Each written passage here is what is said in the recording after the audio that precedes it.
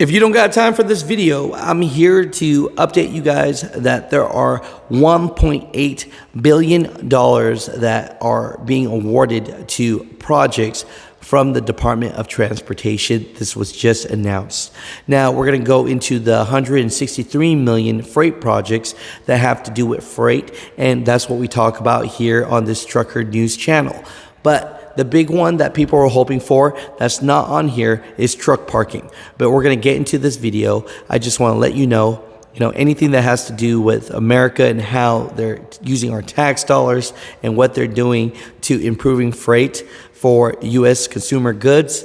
Well, truck parking should be one of them. And in this, it is not. So, well, first of all, let me applaud your attention to the issue of truck parking and make clear that we are applying not just words, but dollars and cents to this issue.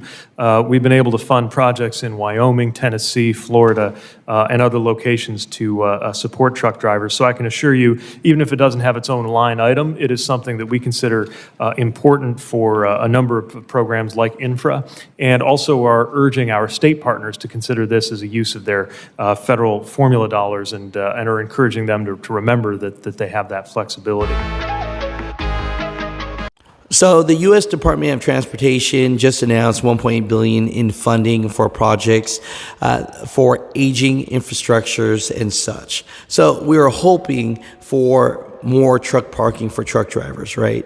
Through President Biden's bipartisan infrastructure law, we're funding projects across the country to make roads safer, make it easier for people to move around their community, make transportation infrastructure more resilient to extreme weather, and improve supply chains to keep costs down for consumers. So if you want to keep costs down for consumers, we need more truck parking. I'm saying that once again. It says over a dozen projects totaling more than 160 million are related to freight. Okay, 25 million to Wrangell City and Borough in Alaska for a Wrangell Harbor Basin project designed to improve freight transport.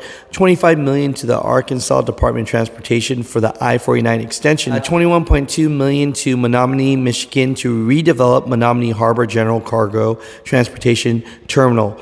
21.2 million to the Puerto Rico Ports Authority to reconstruct the Wharf D at the Puerto Nuevo docks, which will provide safer working conditions.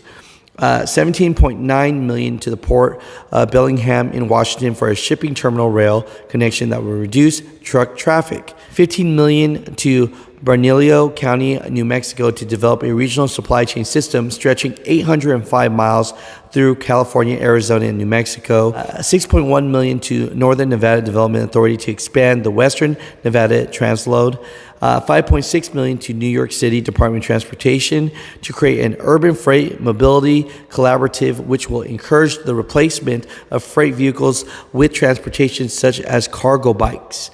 5 million to San Diego Unified Port District for redevelopment of the 10th Avenue Marine Terminal to improve cargo handling.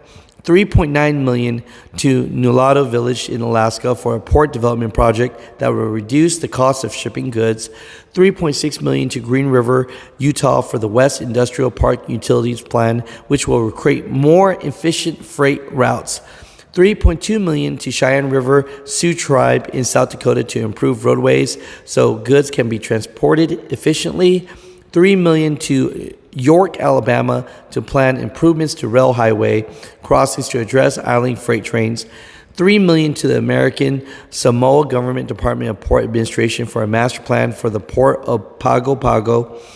1.6 billion to the West Piedmont Planning District Commission in Virginia for the Route 122 Regional Corridor plan will consider last mile freight deliveries. 1.3 million to the Maca Indian Tribe in Washington for the new Nia Bay multi-use barge loading facility, which will increase freight movement. 1 million to Rocky Mount, Virginia for improving to State Route 40, including last mile freight movement. 750,000 to Lincoln County, Nebraska to improve the Nebraska International Port of the Plains, including adding electric vehicles.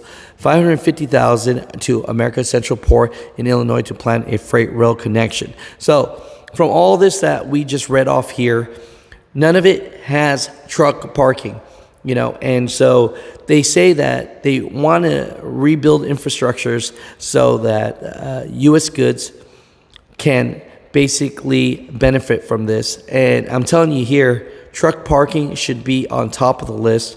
You know, I'm not saying the DOT has not dumped in money into this, but why is it not a part of the list? Mutha Truckers, comment down below.